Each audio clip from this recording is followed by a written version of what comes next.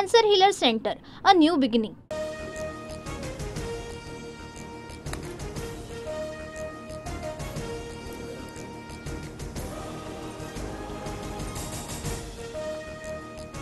राहुल सोलापूरकर जिथे दिसेल तिथे ठेचा अशांना गोळ्या घातल्या पाहिजे।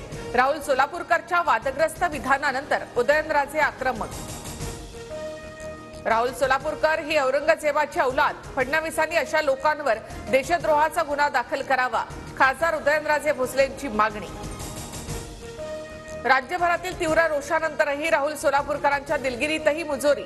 एखाद्या शब्दावरून कीस का काढताय, भावना दुखावल्या असल्यास लाच शब्द मागे घेतो, राहुल सोलापूरकरचं वक्तव्य। शिवरायांबद्दलच्या वादग्रस्त वक्तव्यानंतर सोलापूरकर विरोधात ठाकरेंची शिवसेना आक्रमक।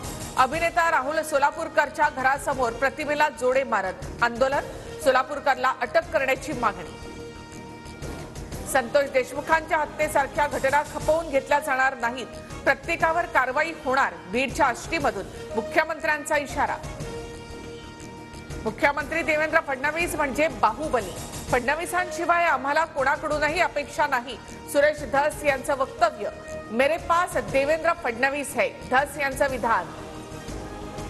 फडणवीसांना बाहुबली म्हणणारे सुरेश धस मला शिवगामी म्हणायचे, त्यामुळे फडणवीसांबद्दल माझ्या मनात नेहमीच ममत्व भाव, पंकजा मुंडेंचा सुरेश धस यांना टोला। आष्टी उपसा सिंचन योजनेचं मुख्यमंत्री फडणवीसांच्या हस्ते उद्घाटन। मंत्री पंकजा मुंडे, विखे पाटलांची कार्यक्रमाला उपस्थिती, तर डोळ्यांच्या ऑपरेशनमुळे धनंजय मुंडे गैरहजर। संजीवराजे नाईक निंबाळकरांच्या सातारा आणि पुण्यातील घरावर आयकर विभागाचे छापे।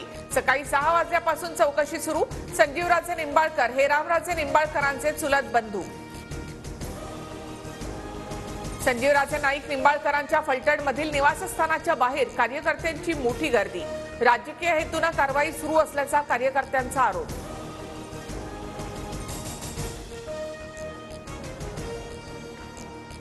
कृपया गर्दी करू नका, खात्याला त्यांचं काम करू द्या, काळजी नसावी, व्हॉट्सअप स्टेटस ठेवत रामराजे नाईक निंबाळकरांचं कार्यकर्त्यांना आवाहन।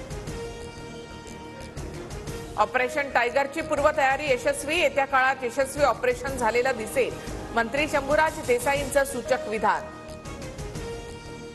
मराठ्यांशी गद्दारी कराल तर फळं भोगायला तयार रहा, जरांगेंचा इशारा। आंदोलनासाठी लवकरच आझाद मैदान, शिवाजी पार्कची पाहणी करणार। प्रयागराजमधील त्रिवेणी संगमावर पंतप्रधान मोदींचं शाही स्नान, उत्तर प्रदेशचे मुख्यमंत्री योगी आदित्यनाथही उपस्थित।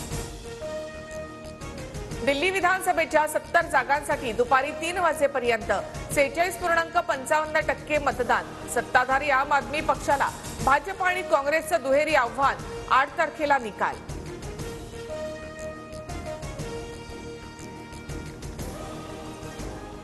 Cancer Healer Center, a new beginning.